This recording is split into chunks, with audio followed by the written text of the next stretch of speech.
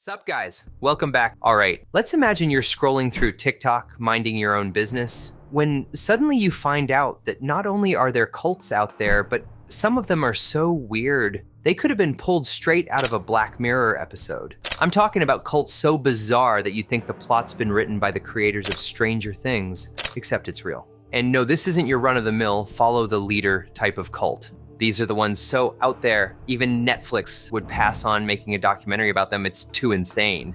But guess what? They actually exist. Now, please like this video and hit the subscribe button. You ready? Let's get right into it.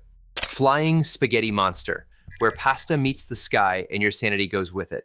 All right, buckle up because we're diving headfirst into the deep end of wacky religion with the Church of the Flying Spaghetti Monster, aka FSM. Picture this, it's 2005 and Bobby Henderson, a typical American guy, is sitting there thinking, you know what the world needs? A pasta-based religion. So he wrote a letter to the Kansas State Board of Education saying, if you're teaching kids about intelligent design, why not also teach them about my flying spaghetti monster, who created everything, including spaghetti and meatballs? And bam, FSM was born. I mean, who wouldn't want a noodle god? Now, here's the real catch. To join this noodle cult, you don't need any fancy rituals or an overpriced membership fee. All you need is a spaghetti pot. That's right, folks. Just plop one of those pots on your head and congratulations, you're a pastafarian now. Yes, they combine pasta with Rastafarian, because why not? In countries like New Zealand and Austria, they'll even let you wear that pot in your passport photo. Honestly, it's probably more legit than most of the stuff you'd find in your homie's room.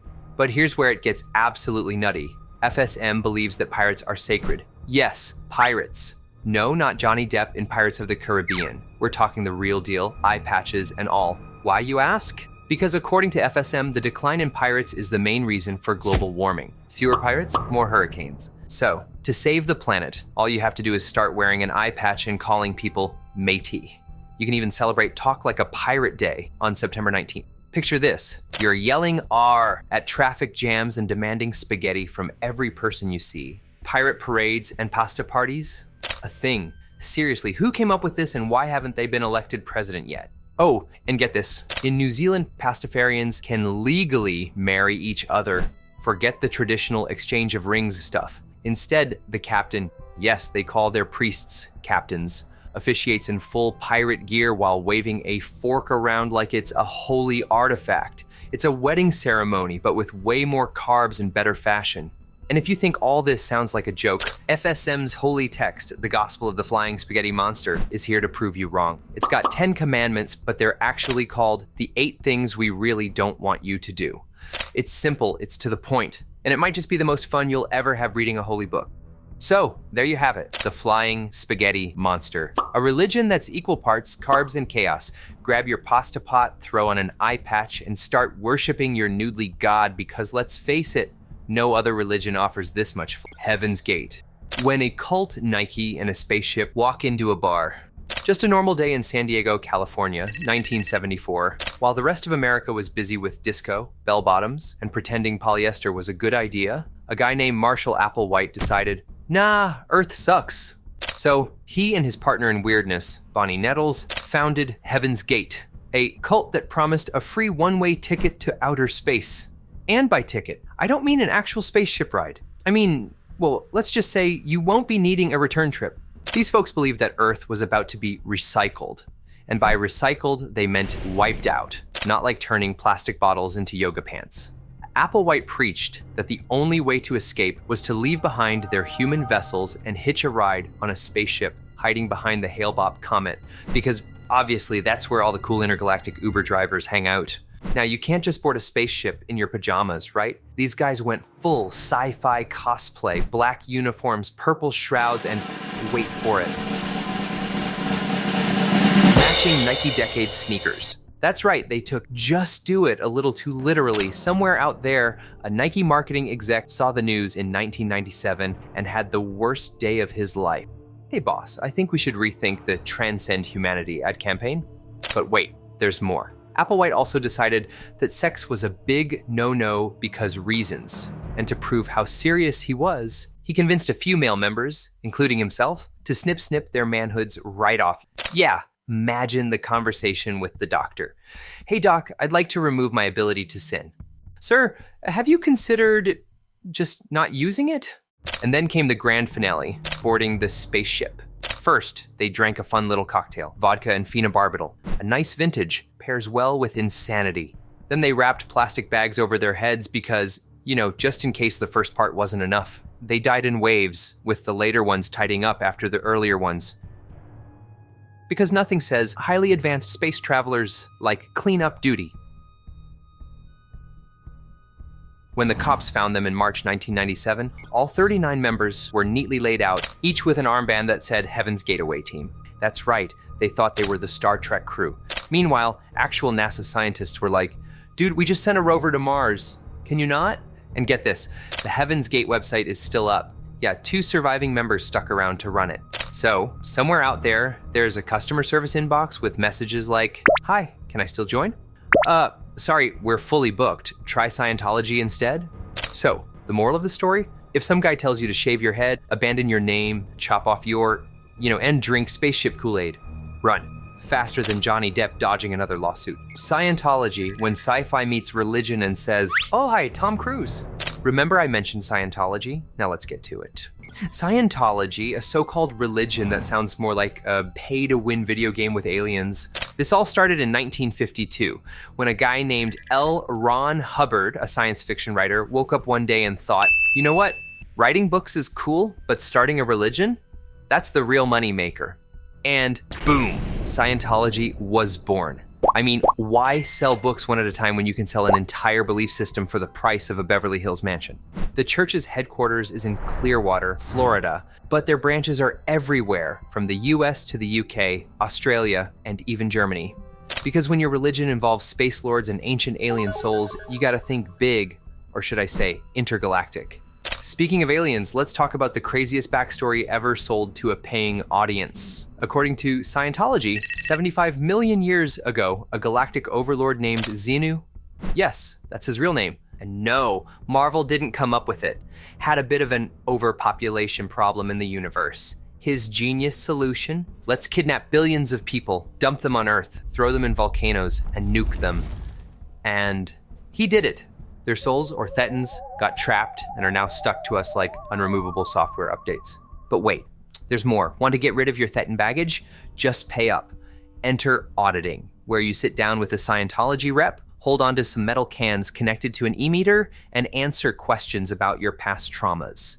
This high-tech lie detector, which costs more than a Tesla but does absolutely nothing, allegedly helps you erase bad memories. Sounds a lot like therapy, but make it a pyramid scheme. If you have deep pockets, you can climb the Scientology rank system from clear all the way up to operating thetan, aka OT. But here's the kicker. When you hit OT3, you finally get to learn about Xenu. That's right, you've spent thousands of dollars just to hear the plot of a rejected Star Wars spinoff. And if you're wondering why so many celebrities are into this, well, Scientology loves Hollywood. They even have a celebrity center where A-listers get VIP treatment. Most famous of all? Tom Cruise, who once declared that Scientologists are the only ones who can truly help the world. So, the Avengers are just chilling now? Oh, and if you ever try to leave Scientology, good luck. They have a policy called fair game, which basically means if you criticize them, they will make your life a living hell. Former members report being stalked, harassed, and hit with endless lawsuits, which is less church and more mob family you can't escape. So, what's the moral of the story? If someone tells you that you can pay to unlock superpowers, erase trauma, and bend time, that's not Dr. Strange, my friend, just the world's most expensive MLM scam. Prince Philip, from royalty to godhood in Vanuatu. Ladies and gentlemen, gather around because this cult story is about a man who went from Queen Elizabeth's husband to actual deity in the eyes of an island tribe. That's right, this is the story of how Prince Philip became a literal god. So, picture this. It's the 1970s and Prince Philip. Yep, the same guy who spent most of his royal career walking 2 steps behind the Queen visits a little island in Vanuatu.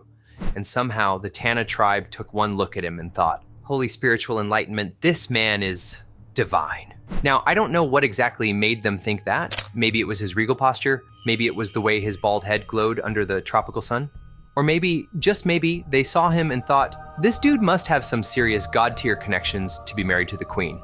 Either way, from that moment on, Prince Philip wasn't just royalty. He was a freaking deity. And because every god deserves worship, the Tana people started celebrating his birthday every year. Yep, while the British were just sending him polite birthday cards, these guys were throwing full-on festivals in his honor, dancing, singing, and probably roasting a pig in his name. Honestly, that's a way cooler birthday party than anything the royal family ever threw for him. But wait, there's more. The Tana tribe actually wrote letters and sent gifts to Prince Philip, asking him to return and rule over them as their king. Can you imagine being a British royal, casually sipping your afternoon tea, and then opening a letter that basically says, "Hey, you're our god, come back and rule us." And if that wasn't enough, some of his followers dressed like Western gentlemen to honor their divine leader. Yep, they literally dressed up like Brits as a tribute to Prince Philip, while actual Brits probably didn't even know this was happening. Now, Prince Philip passed away in 2021, and I have no idea if the Tana tribe believes he'll reincarnate and return. But if they do, I just hope they don't end up waiting forever. Kind of like Marvel fans still waiting for Iron Man to make a comeback. Jehovah's Witnesses, the door-to-door apocalypse salespeople. Ever had that moment where you see two people in suits knocking on your door, holding little booklets, and you suddenly remember you have a very urgent appointment in your bathroom? Congratulations, you've just encountered Jehovah's Witnesses, the world's friendliest doomsday salespeople. Founded in the late 19th century, they officially became Jehovah's Witnesses in 1931. Because apparently, it took a while to come up with a name that didn't sound like a secret vampire club. They started in Brooklyn, New York, home of pizza, hipsters, and the occasional mafia, but later moved their headquarters to Warwick, New York, probably to escape all the people yelling, "I ain't got time for your God talk!"